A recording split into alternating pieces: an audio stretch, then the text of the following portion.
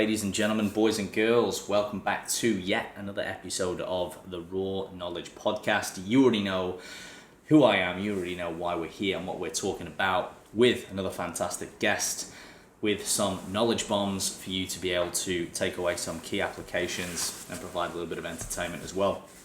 My guest today, I'm here with Matt Srama. Am I pronouncing that right? That's good enough, Alex. It's good enough. Yeah, that's good enough. Mate, please correct me. Give the people a bit of a rundown, give them a bit of a background, because this one is a bit of an amalgamation, because you've got sort of multiple facets going on within your sort of sporting endeavours and now the career that you're pursuing more in property. Yeah, man. Yeah, so a bit about me, Matt Srama, born and bred Brizzy. Made my way to the Gold Coast after I signed a professional contract with the Gold Coast Titans National Rugby League side. Played 6 seasons there professionally. Loved it. Retired, moved into real estate in sales, and then got out of that, got into high performance coaching with young athletes, sort of anywhere from 12 to 14, and now running my own company, the Srama Group, a Gold Coast buyers agency, basically helping property buyers here on the Gold Coast secure property. So a bit of a journey, and the things that intertwine, I think, are property, sport, mindset, business. They've all sort of intertwined, and yeah, I feel I'm in the right place at the right time at the moment. That's good, man. That's good. And I think we'll talk about some of the crossovers, because like you said, how they intertwine, the skill sets you've probably learned from the sporting and into the career within property, etc. Yeah. What initially was the protagonist for you with your rugby? Is that something that since you were a kid you loved it, it was always the number one goal, or was it a bit of a, hey, actually I'm just good at this and I'm going to follow that path? No, it was definitely just something I dreamed of as a kid from a young age. Dad played it, my older brother played it, on the baby of the family, so I was basically instilled that I'd be playing footy. So watched it on telly and that, and I sort of thought to myself, I want to be there from basically played my first game at 6 years old, and played ever since after that. So my whole childhood was pretty much had that ambition to be a footy player, as a lot of kids are. Yeah, man. I mean, you did quite well, because I know a lot of kids have the dream, they have the passion, but they don't get the opportunities. Were there any sort of big things that helped you able to actually fulfill that dream, especially early on as well? Or did you have a lot of pushbacks? Did you have any major obstacles and adversities to actually make it as a professional paid athlete?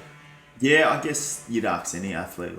It's not a smooth way to get there. I mean, if it was, everyone would be doing it. Do you know what I mean? So I think in any aspect of life, whether professional sport or whether you're an entrepreneur or whatever it is, I think the people who get in that sort of top 1% always overcome some sort of adversity, or like anything. I think you have to get through sort of pain barriers and self-limiting beliefs and all those sorts of things. So there's heaps of setbacks, growing up, whether it be from, not making footy teams, and I was always a lot smaller than a lot of the other kids, and all those sorts of things. But I think something that really was instilled in me young was, coming from immigrant parents. Dad's from Poland and my mum was from the Philippines, and they didn't have much coming to Australia, so they just had that old mindset of just work hard and be really resilient is a word that's always stuck with me. It's a bit of a key one. It's a key attribute, and I think a lot of people who are successful or who do well, it sounds like your parents have been great role models, coming and just giving you that opportunity and their resilience, I guess, with what they've been through to create a lifestyle in Australia. Are you obviously fairly close with them? Yeah, for sure. Yeah, so my I mean, like a lot of people, I owe a lot to my family. Yeah, so my dad was he was just a garbage truck collector, and worked in retaining walls, at 4 a.m. and then my mum was just like a hotel cleaner sort of thing, so no education, no nothing. And for them to sort of give me and my brother, we didn't have anything special growing up, but we had a roof over our head, and always food on the table. And looking back, you sort of think, you missed out on a lot as a kid, but I wouldn't have changed the thing, because as you get older, you do realize like having those principles when you're young, you cherish, and you're a lot more grateful for things, I think, as you get older. So yeah, I owe a lot to my parents. Definitely had that hard mentality, which, you know, now growing up, you know, there's lots of pros and cons to everything, but I definitely feel it gave me that edge as a sportsman for sure. Yeah. Yeah, you're very grounded, and I think that says a lot about your upbringing. And I think it's really easy, I imagine, to get sidetracked or get caught up in fame or even popularity when it arises. Now, I know a lot of people have not been in the professional realms. Could you perhaps give us a bit of an insight of what it's like the day in, you know, a professional athlete, or when you were playing at the top level, what that consisted of, how much training you were doing, how much guidance you got from perhaps, you know, nutritionists, trainers? Was it just 100% go, go, go? Did you get any downtime? Yeah, it was a weird one. It was it's an interesting career, hey. Like, yeah, you're basically paid to train with your mates and then go out and play the sport you love. So, from the outside, it seems like the best job in the world, which I still believe it is. You know, I loved every minute of it, but people don't really see the other side of it, where you need to manage your emotions, your injuries, your recovery, more from a mental state. Like it's such an up and down industry where the pressure cooker's on you, you know. So like, you know, we'd have our pre-season trainings, that, you know, hardest things you'll ever do sort of mentally, and it's hard yakka, and you've got to get through it, and you're always in competition with fighting for spots and different things like that, and yeah, then you got to perform. Like, it's pretty cutthroat, so you're on a contract and stuff like that, but as soon as you're not performing, it's pretty much see you later. So yeah, people don't see that side of it, where you need to be able to balance your emotions in ways that probably most people wouldn't, especially like young kids. Like, I came straight out of school into a professional sport environment, so you got to mature really quickly, and yeah, it's basically a lot of blood, sweat, and tears, a lot of training, a lot of emotional resilience needed, and yeah, a lot of management around food, recovery. I guess in your industry, you'd understand all that, sleep, and yeah, that really created a lot of knowledge for me in terms of you know, away from the field, in terms of being like an all-round athlete sort of thing. Yeah, which, as I said to you once before, I respect people in any field, whether it's bodybuilding or powerlifting or netball, or, you know, all professional athletes have got to be disciplined and all those sorts of things. So yeah, it was the best job in the world for sure. Yeah. Fantastic. I mean, I imagine, you know, a dream of mine was always to be a Formula One driver. Oh yeah. At the top end. Gnarly. Yeah. Wouldn't that be the best though? It's just extreme. Yeah. It's yeah, something I'd love to be able to give back to others, and perhaps even get into one day. And something that always fascinates me about being on the top end, whatever sport it is just how precise and how many resources can go into it, in, like, you know, from the injury rehab to the nutrition to the training to the protocols to the sleep, all of this, and you have these specialists that come in.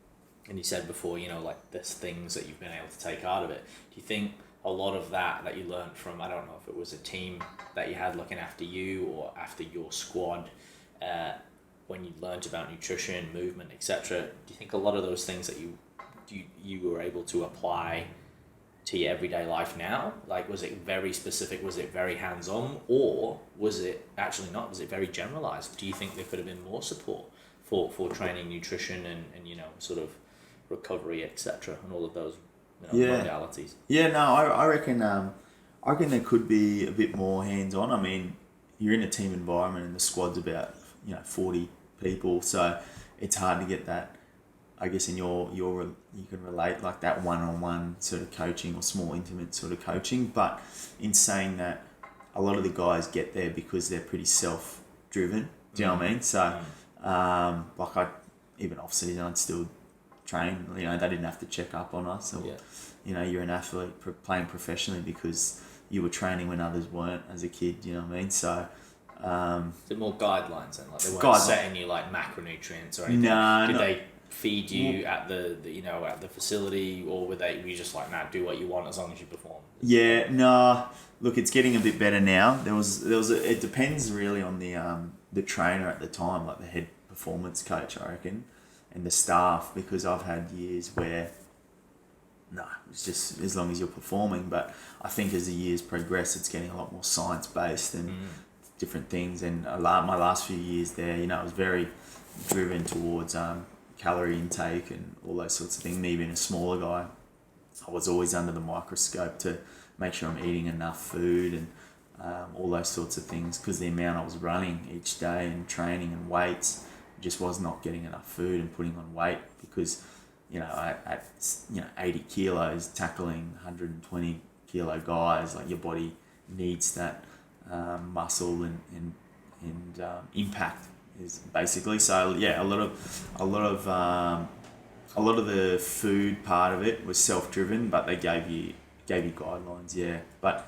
a lot of what I learnt in footy, I just did it because your coach tells you to. But now that I'm a bit older now, a bit more mature, and now retired, I actually use all those principles, looking back at exactly what you said, for my personal life now, and it's instilled a lot of habits and routines and stuff like that.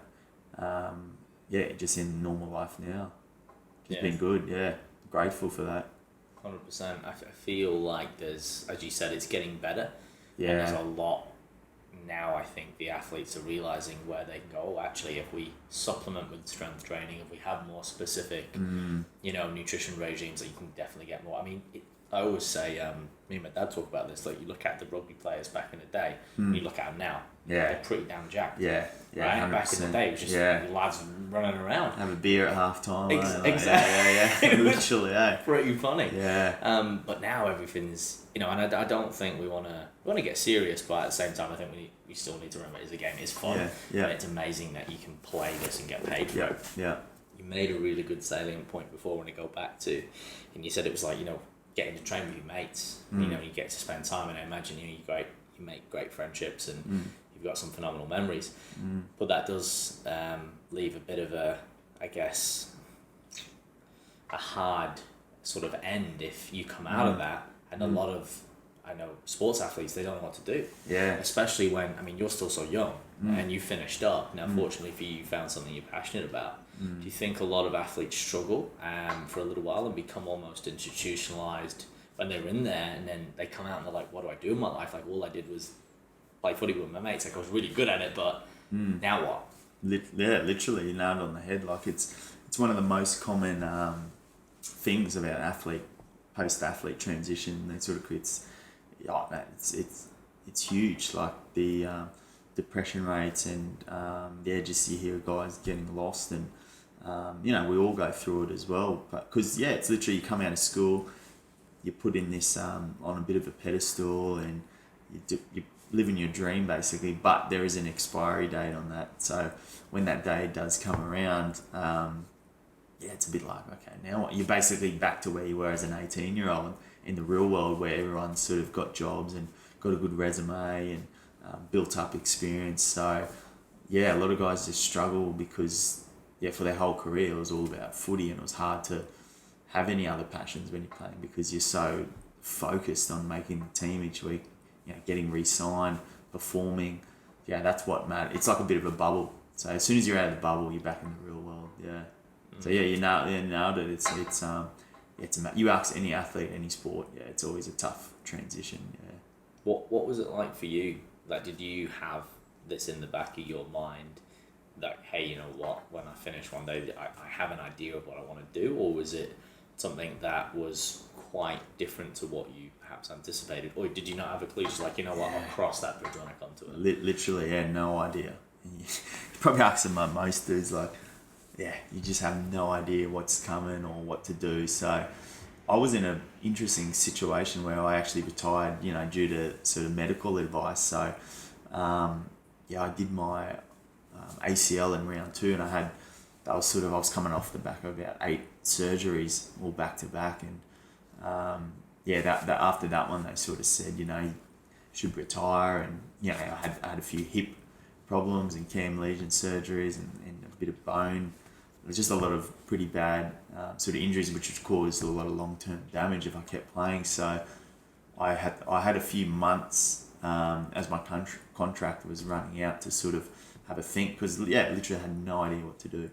And then when I made the call to retire, I basically I did some study and jumped straight into a career I had no experience or anything in. So you just have to throw yourself. And then I just kept chopping and changing different jobs, doing different things, and just finding yourself and where your strengths and weaknesses lie as a professional person now in the real world. You know what I mean? Mm-hmm. So that took some time, and I think, as I said, for most athletes, I reckon it takes around 2 years to sort of find your feet, which I personally didn't find my feet till around 3 years post retirement, I'd say. Mm-hmm. I'm glad you brought that up, because I mean, I wanted to talk a little bit about that, because I know that's around the time when me and you met at Hold Your Own. And you were sort of in rehab, and we got chatting. Yeah, that's right. And I remember you were in there doing your thing, and you're like, I don't know whether to go back with this, that, and the other. Do you think that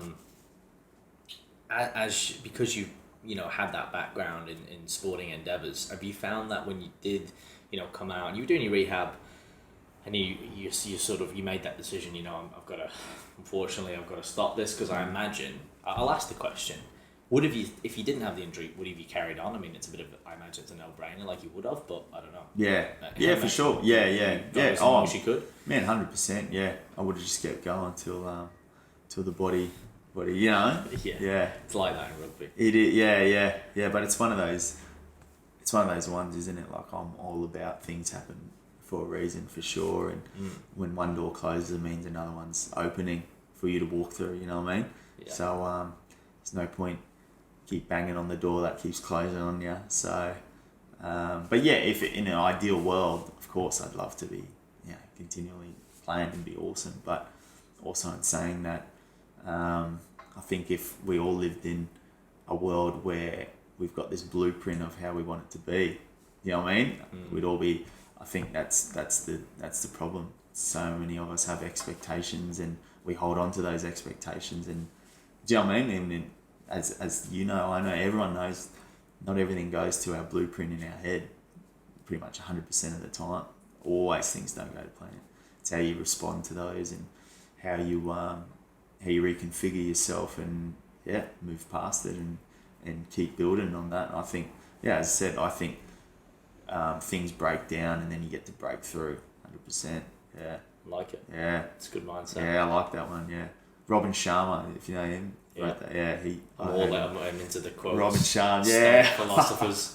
Mate, I love it. Yeah. Things will break down to get to break through, and I believe that. Even as an athlete, like, when you have an injury, or even in your sense, someone's coming through rehab, or they want to build muscle, or whatever it is, you get to a point where you've got to actually, if you're plateauing, or it's not going where you want to be, you've got to break it down, and you get, so just like, I remember when I couldn't pass left or right, my whole, most of my childhood, I don't know, I just always used to pass the other way, and then got to a point where scouts sort of tell me, mate, you can't pass, like, you'll never make it because you can't pass one way.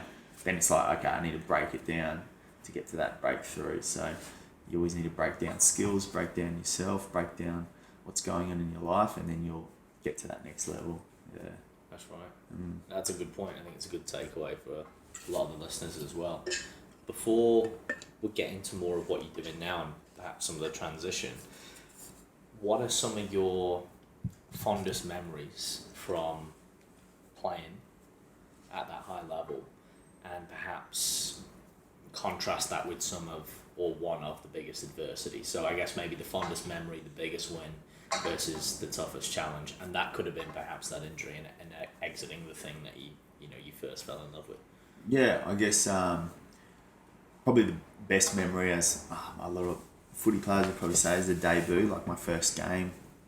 Got the call up that, we were playing at Suncorp Stadium, which is in Brisbane, and anyone who's been there would know how good of a stadium it is. Like, it's epic. And because I'm from Brisbane originally, I'd go there watching footy teams play all through my childhood. So for it to be the home ground, the stadium where I'd played my first game, was just like this crazy moment. It was just surreal. So it was like 40,000 people, and just fresh 20-year-old, and got the start and the call up, and I was playing run on, and ended up winning man of the match for our side that night. And just to have family as well, because it was in Brisbane, and it was just a crazy moment. And I still remember it so clearly, like running out and just the roar, and it was just insane. And like, that's what I mean. It's it's funny, like dreams can come true if you just you keep visualizing it all. It's like, I'd visualize those sort of moments as a kid, literally running out of a backyard, no one there, but you're just pretending, you know what I mean? So it's like that crazy visualization. You got to feel it, believe in it, and it can come true. So that'd definitely be the highlight. And then probably the low light would definitely be obviously retiring, not on my own terms. But it's funny, it took me a good 6 to 12 months, and then you look back and you're like, man, that was one of the best stepping stones I actually had in my life. It's one of those things where at the time it's like the world's crumbling on you, but you don't actually realise in 6, 12, could be 2 years, you'll realise that was actually a platform to put you to another state, another level. But you can't see it at the time, you know what I mean? So in saying it, at the time, that felt like the hardest moment of my life for sure. But then looking back now, being a bit older, and seeing what come off the back of that retirement, it's like, hindsight's crazy, isn't it? It is. Yeah, it's crazy. It's a wonderful thing. Yeah, literally. So, there'd be the two to answer your question for sure. Yeah. Again, I can relate with the vision and the visualization. I think it's really important to get clear on it.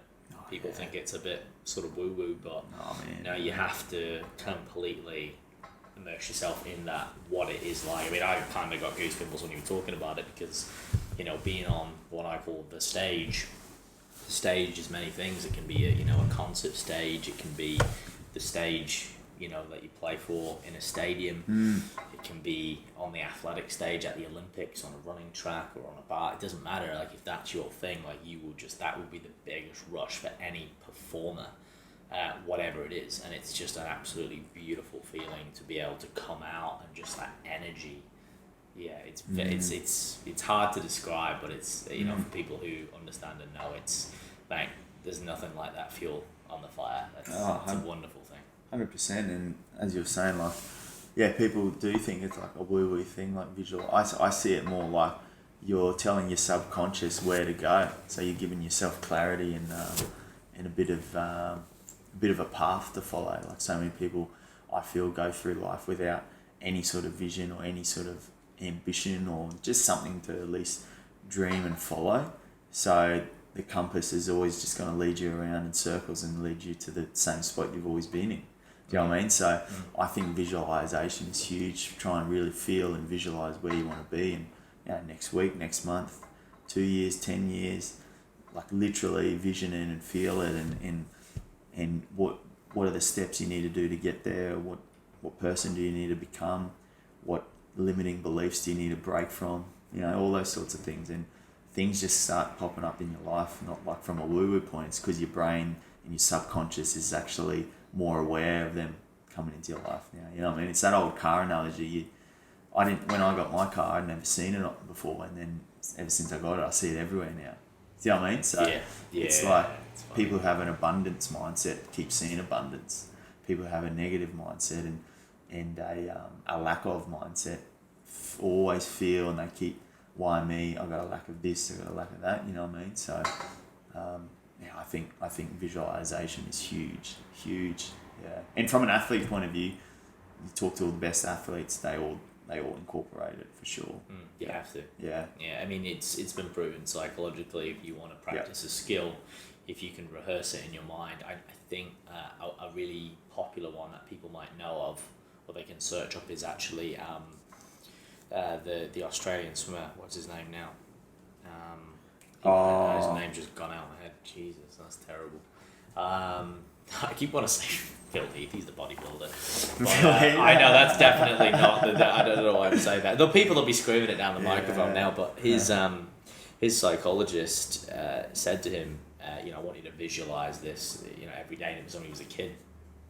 and he would visualize it, and he got this, I think it was a CD or something, I don't know, something. Yeah. And he had this sort of music in his head, but at one point at the Olympics, water got in his goggles at like one of the important, and he didn't have time to do it, and it might sound silly, but he's like, how hard is it to swim in a straight line? But he literally could not see a thing. Yeah, wow. But he knew, he counted every stroke.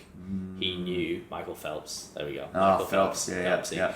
And he knew how many strokes each end, and he just smashed it. And I think that's when he actually won the gold, when he first won his gold medal. And it was because he knew how many strokes, he knew exactly, he'd been through it that many times that he did it with his eyes closed. Yes. And he just trusted the process. Yeah.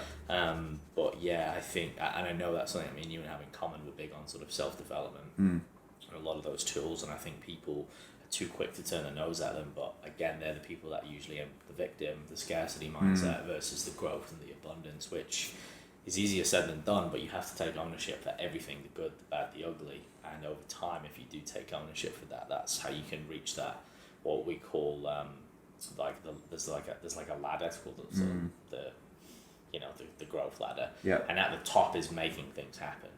And it's taking ownership for your bullshit, and making sure that you're treating others with respect and all this. And then at the bottom is like blaming everyone else, victim, all that. Yeah. And we always say, me and my close group circle of friends, we say, where are you on the ladder? If we need to wake up, like, where are you on that ladder right now?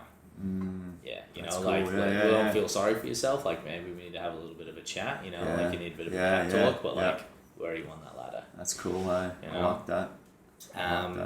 So to kind of phase into where you are now, you had your injury, you rehabbed that, you made that decision, you had that sort of 2 years by the sounds of it, where you were sort of finding what you want. You said before, it was the breakdown to break through. Why buyer's agent? Perhaps describe that for people. I know you were telling me last time we had a bit of a catch up, which gave me a really good insight. Maybe give us a bit of context to what that is and why.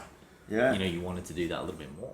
Yeah, I guess it all stemmed from like in my personal life, like away from when I was playing footy, and then after footy, I've always been into property investment, just on a personal level. I just love sort of buying property and then either renovating or for profit or just renting out. And the more I got into that, the more I realised it's an asset that is super powerful if you can get it right. And then I was getting some success within the property world in my personal life, and then people would just sort of always turn to me, just asking, "Oh, what about this?" or "Should I do this?" And I just loved it. I'd get online and help them and sort of show, "Oh, do this." And some people would be in negotiation with an agent, and they'd ask me, "Oh, what do I say, Matt?" And I'll say this, and then and then if he says that, say, what I mean? So I became like this person who, I'm sure you're the same in your world, where people ask you about nutrition or sport. I became that in the real estate sort of world with buying property, and I loved it. It didn't feel like I actually enjoyed it. Like I'd go to open homes for no reason, just because I like going there and assessing property and talking to agents and connecting. So and then I started looking into the buyer's agency world, which essentially is I call it like, if you go in the court, there's a defendant and a prosecutor, so there's a representative for each side basically. But for some reason in the real estate world, especially here on the Gold Coast, there's the real estate agent who works for the seller, and buyers usually turn to the real estate agent as well. So there's no one actually representing the buyers professionally. So I'm sort of that man I work only for the buyer, I'm paid by the buyer, and I'm giving them professional representation to go into a transaction now. That essentially is the biggest, down payment of money in their life. It's just crazy that people don't realise there is like help available to make that and outsource. So, we outsource people like yourself to put on some muscle. We outsource an accountant to do our taxes, or a plumber to fix a leak, but to buy a $500,000 to a $1 million asset, we still try to do it alone, and it doesn't make sense. So I seen a huge gap in the market. I was like, wow. In America they call them property brokers, and 90-95% transaction over there are done like that. It's big over there. It's big in Sydney and Melbourne. On Gold Coast, it's next to nothing. So I was like, I just seen a huge gap, like massive gap, and I'm like, I'm just going all in and hitting this, because I know the service works. I know what I can bring, and I know what our company brings. It's just a matter of just nailing it. Like, as you know, like when you're first to the party, you know, it comes a lot slower. But I feel like since our business has started, it's just slowly churning away, and the results have been awesome. So I'm really grateful for that. But yeah, essentially that's what, in a nutshell, that's what a buyer's agent, just helping the buyers out, give them a fair crack. That's it, man. Yeah. I mean, it made a lot of sense to me when you explained it. It was good. It was simple. It was simple. I understood, and it made sense. And I think, like you said, if you're, you know, one of the first to market here in Australia, it's only going to be sort of a plethora of growing success as you do everything in a qualitative manner to be able to build those relationships, cultivate your name, your brand, your reputation, and then, you know, in the future, there's no reason why, hey, man, maybe, you know, you'll have a chain, or you'll have, you know, you'll be in a part of a group because you were one of the first people in this space to take that sort of ingenuity and go, hey, you know what, we need to powder the people. Exactly. Again, what are you doing? You're problem solving, you're helping people. I mean, that's ultimately the goal. It's not like the money is a byproduct, but it's, you know what, giving people, like you said, it's the biggest asset. Why wouldn't you? You're so right. I love that. It's identifying the pain and the problem, and on giving them a solution now. So one thing I say to clients when I meet with them is I'm just identifying their pain. And like anyone who might be listening to this who has bought property, it's not an easy process, and there's a lot of frustration and pain involved in it. So it's one of those things a lot of people and a lot of my clients actually don't really enjoy. It's like a lot of them are either a bit time poor, you know, they're professionals like yourself, and they're good at, you know, training. I got my last client was head of commercial at a really big company, and he couldn't think of anything worse than he knows the power of buying an asset, but he just doesn't have the time. And then I've got another couple who've got the time, but they don't have the expertise to execute and making money on the way in. So there's a broad range of people. It's just about helping, holding hand, and alleviating pain. Like as you know, like in your industry, when there's a pain factor and you can provide a professional solution, it's all about. That's what it's all about, really. I'm just providing a solution to their problem. Yeah. No, absolutely, man. And I know we're pretty close on time here because you've got some meetings to go to, and I appreciate it. Sweet. I'd love to ask 2 more questions if possible. Sweet, man. And then perhaps like we've discussed, do a bit of a round 2 because I know there's a lot more value here man. that we can delve into. I know there's a lot more questions I'd love to ask from a selfish perspective, but good value for the listeners. The first one is, as we talked about at the very start of the podcast, what are some of the skill sets that you've applied from rugby and playing at a high level in that sporting environment to now at a high professional level in, again, probably the highest in terms of sales role, or if you like buyers in this case, because we're buying, where again you're helping pair people with, you know, their dream homes, and again the biggest asset that they're probably ever going to purchase in life, because unless you're buying $1 million companies, which is not going to be most people, or buying football clubs and airplanes, it's going to be the house. Yeah. And most people just, you know, they're going to spend a big chunk of their life there. So do you have any major crossover skills or anything that's really helped you sort of hone in, and, you know, you're good with people, you can empathize? Do you think there's things that you've learned from rugby that you've applied and it's been like, yeah, you know what, that really helped me? Yeah. Could literally do a podcast just on that, I reckon. Like, as you're talking, I'm just thinking and reflecting.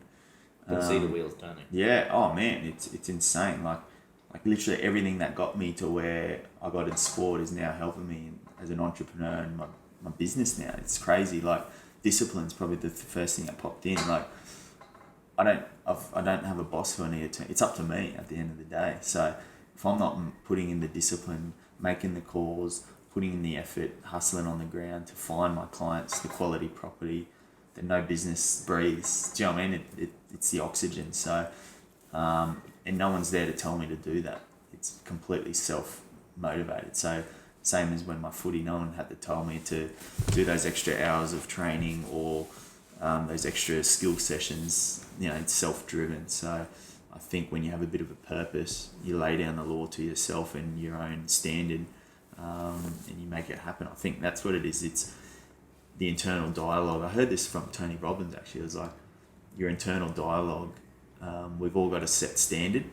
we've got this standard in our own head that we set for ourselves. So sometimes, you know, like you'd probably think to yourself, you know, Alex Connor, you know, fit, you know, muscular, like that's the standard you set, and so your training, your food reflects that standard. You know what I mean? Correct. Yeah. It's the same in business, and that I've got a bit of a standard where I know where I want to get to. That's the standard I'm holding to myself, and same when I was in sport. Like if I was out partying and drinking every night, that's not the standard to be a professional athlete. So I think it's just that internal dialogue of discipline, big time, and then definitely resilience, probably the biggest one. Like in footy, in the sport world, honestly, the amount of knockdowns you get, not just physically but mentally, you got to get back on the horse, man, and keep going. It's the same in the real world. I've worked in sales before. You know, it's like 100 no's before one yes. Do you know what I mean? So you don't. Probably one thing I learned in business is don't take things to heart so much. Be centered. Like if the service isn't for someone, or that's fine. Like don't take it to heart, sort of thing. You stay centered, and when you do get the wins, and when you do making sales and bringing in coin, like don't get over the moon either. Like you stay centered. Like it's all part of the journey. So same as footy. Like 1 minute you're man of the match, killing it. You're all in all the newspapers, and that next minute you dropped, or do you know what I mean? You have to stay centered. So and build resilience. So they're the first, as you're saying that, I was reflecting in those two things, probably the discipline and having resilience, I'd say, for sure. I think there's some really good takeaways for a lot of people as well, and especially that last point, just want to underline that, centered. I was speaking to a client only today about, you know, there's going to be highs and lows in life, but if we're always having these peaks and troughs, this is an issue. Where we kind of want this more nice flow, where we're not having massive highs and massive lows. And to context that, it's like, well, we want happiness, and then obviously there's going to be days where we're sad, it's inevitable, but if we're having these huge upswings and downswings, that's where 100%. There's some really sort of deeper underlying issues there to address, because like you said, you don't want to be reactive. You want to respond, not react. Easier said than done.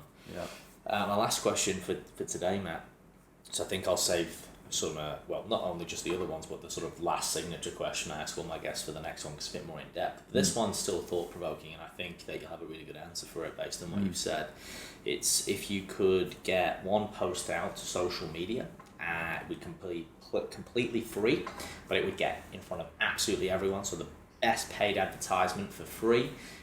Just a little blurb that everyone would read or see. It can be a picture and words. What's the message that you get out? Everyone would see it on their devices, their laptop, Facebook, Instagram, Twitter, the TikTok crew, you name it. It's getting out there, eh? What message would you send? Oh man, I would say I'd have a little. It's just popped in my head. I'm just saying the first things that come in my head. So it's a split post. It's just like one quote on top, one on the bottom. The split post. I like it. So I've used the layout app to put them both in. Clever. Yeah. More value, mate. That's it. So the top would just be plain black and white and say, the unknown is where possibility lives. And then the bottom one would say, choose courage over comfort. I like it. You know what I mean? So I feel like courage is huge, like getting out of your comfort zone, and that's probably, I'm so passionate about that, because there lies what you've been hoping for. It's on the other side of fear, and to actually make that step up, you've got to have courage. And I heard this really good one I think it was Mel Robbins. She was saying, confidence, you can't get it, you got to sort of choose it. You choose through courage. Comes on the back of courage. It's not like some people are just born, I mean, some people are more confident than the others, but it's probably because they've chosen courage a lot more times than comfort. It's become the default. It's become the default. So if you're more courageous, you've got more confidence, and that just keeps spiraling. Like in property, it's like when you invest in something, it just keeps turning over and it gets bigger, snowball effect. Same as courage, I reckon. The more courage you take, the more confidence you get. The more confidence you get, the more courage you're going to keep tapping into bigger leaps. Do you know what I mean? Mm-hmm. So, and then that links into that top post. The unknown is where possibility lives. Because, yeah, what are you fearful of? Like, who knows? Who knows? The possibilities there, man. This is true. Yeah. Everything you desire is on the opposite side of fear. Literally, eh? 100%. And I think that is a very appropriate way to round out what's been a great little short and sharp podcast. A little bit of a shorter one this week for guests, but I appreciate your time, Matt. Would love to do a part 2. Yeah, right. Let's do it. In the meantime, for people who want to perhaps follow you, get in touch, they want to know more about, a buyer's agent, the property, perhaps they want to reach out, for your services, where are the best places for people to get in contact and follow along with you? Because I know, actually, we didn't mention this, but you've been putting a lot of quality content out. We talked about that before. I really like it, genuinely. I think it's great. I think it's really relatable. I think people can take some takeaways out of it real fast, and it's easy to watch as well. Yeah. Where's the best places to connect up? Yeah, just on social media. I'm pretty active on there. So just at Matt_Srama on the gram, Matt Srama Facebook, and the website's www.thesramagroup.com. So anyone reach out anytime. I'm all about empowering others if they've ever got questions or anything like that as well. So here to support, man, and serve. That's what it's about. 100%. I appreciate it. And for all those people listening or watching on YouTube, we will put the links in the show notes as always, so you can definitely follow along, and Matt will be able to help you out, and we will definitely look for the round 2 as well. Guys, before we sign out, just a quick one as always. Remember to leave a rating and review if you've not already done so. Appreciate it, as long as it's safe and you're not driving. Helps the channel grow, helps us help more people. And of course, if you're on YouTube, I've got to say it, guys, like, comment, and subscribe. And of course, until the next episode, stay fearless.